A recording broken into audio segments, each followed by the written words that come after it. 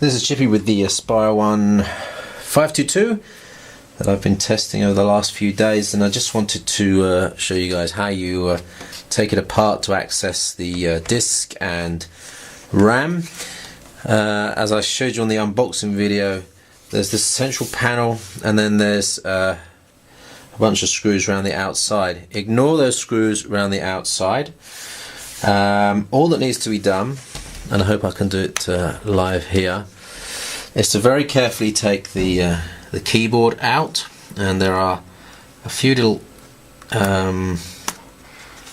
catches at the top which allow the keyboard to spring forward. You might need to get a very small screwdriver and just lever it up. It will bend and it will pop out the side here. I'll have to just do this one at the top here. There you go. And that will just allow you to get underneath it and lift it up so that it bends, and then you pull it forward. Now underneath here, and I've already taken this apart, is the ribbon cable that would be connected to here. I've just put this back together to show you, and you just need to pull this little connector forward. It's this one here to unlock. I don't know if you can see that, but unlock it and then the cable will slide out. You better take this away. And then what you've got is 4 more screws here, here, here and here, which then release the back panel. I've already undone those, and then all you do is you take the rubber feet out from the outside, and then you can actually prise up from here. That should allow you just to get your finger under there, run it across the top, and that should, there you go, lift off pretty easily. And there you have it, access to everything underneath. And from here on it's extremely easy. I've just dropped in a 4 gig RAM module. I think only 2 gigs of that will be seen by Windows 7. And then there's one screw here that you take out that allows you to pull the SATA drive out. You just pull that forward like that, and there you go, that's in a little casing. And there's a Toshiba drive that you can replace with a SATA drive if need be. There's one interesting little area up here which looks like it could be for a mini PCI Express slot. There's no connector under there though, so you can't simply drop a 3G card in there, which is a bit of a shame. But the wiring is, this is probably a Bluetooth and Wi-Fi module here, with the Wi-Fi and Bluetooth antennas. And that's pretty much it. That's all you need to know. This is the fan, pretty quiet. That's probably the CPU or the Southbridge and the CPU. I think it's a 2-chip solution on this. And that is it. There's really nothing much to it. Nothing much to it at all. Super small. In fact, the biggest component is the hard drive.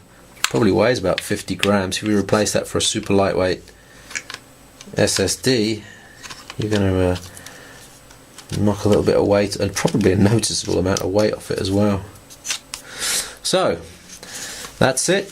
So in reverse, there's the one screw that goes in here to lock the hard drive in. And just put that in.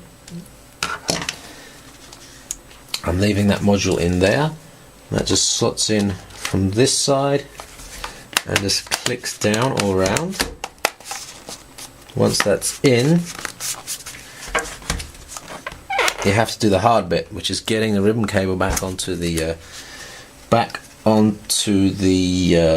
motherboard. I'm not sure I'll be able to do this one on video because I want to get my torch out to see exactly what I'm doing here. If you're lucky, it will just slot back in, but I'm going to have to adjust this slightly I don't think I can do this on video, to be honest.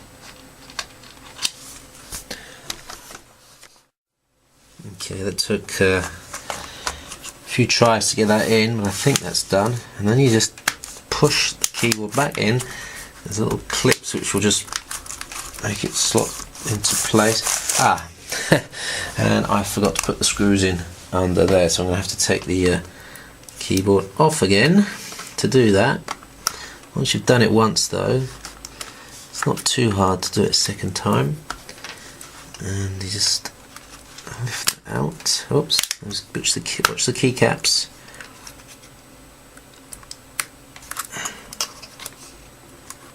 Just pushing those in, that should pop the keyboard up. Come on. I'm going to do this carefully, I'm not going to rush it for the video.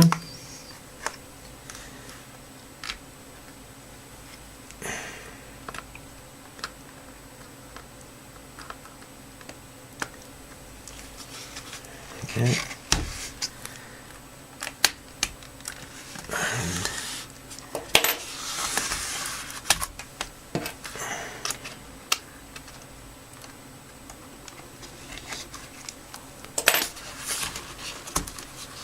On the sides. Yeah. Okay. If you're lucky, you can just actually. If you're lucky, you might be able to do it without taking the. Yes, I think you can actually. Yeah. You should be able to do it without taking the ribbon cable off. Just having a closer look at that now. Be careful of that ribbon cable. There's one. Let me just lift that up. There's enough play in there to allow you to slot the other screws in behind, which is gonna. Let's just bring that camera around there so you can see that.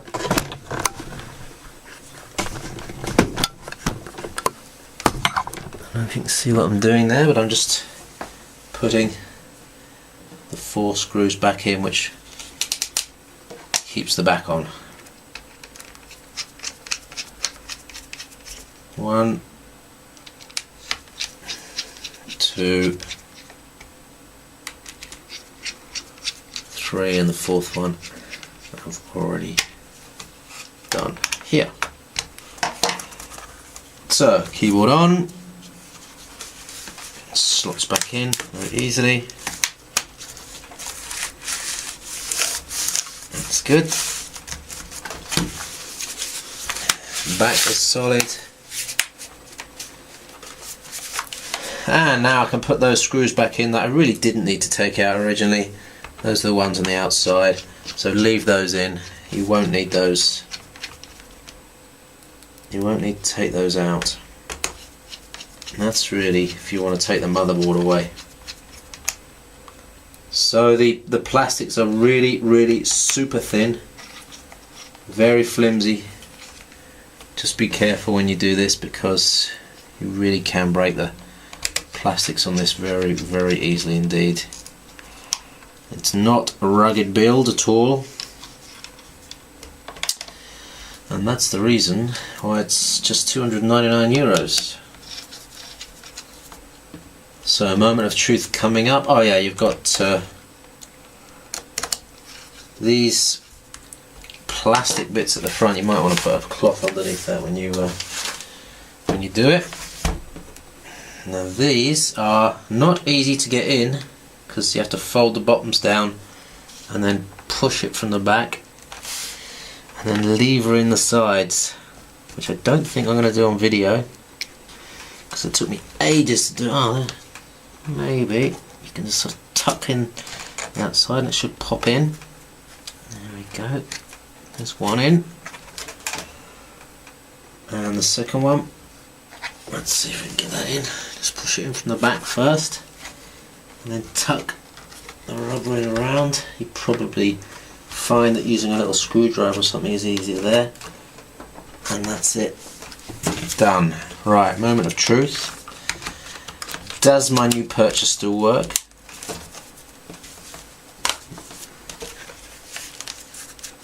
lock the battery in place.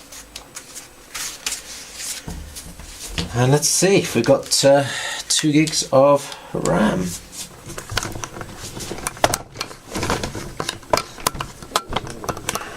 So F2, to set up. Let's have a look. What do we got? We have total memory 4 gigs. So BIOS shows 4 gigs, which is great. It's great that it supports 4 gigs. But I'm pretty sure that when we go to Windows, it's only going to show 2 gigs because that's the limit for Windows 7 Home Starter. Let's see, that will only take 45 seconds to boot. At least it's all working still.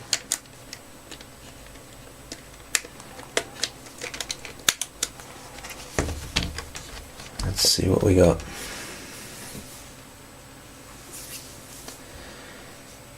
And the 2 gig should give this quite a nice boost, to be honest.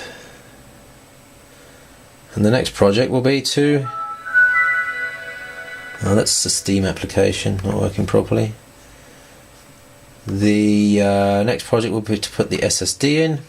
This is still booting, but it's doing pretty good. And here we go. Ah! Yeah, it shows 4 gig and then 2 gig usable. I don't know if I can zoom in on that. 4 gig shown, 2 gig usable. That's because of Windows 7 Home Starter. I do intend to upgrade this to Windows 7 Home Premium, but for the time being, that 2 gig is really going to help. So that's how to take the Aspire One 522 apart, upgrade the RAM, and be careful when you do that. Don't forget that when you open it up, you've voided the warranty. So if anything goes wrong, don't blame me, don't blame Acer. You've only got yourself to blame. This is Chippy with your MPC Portal and the Aspire One 522.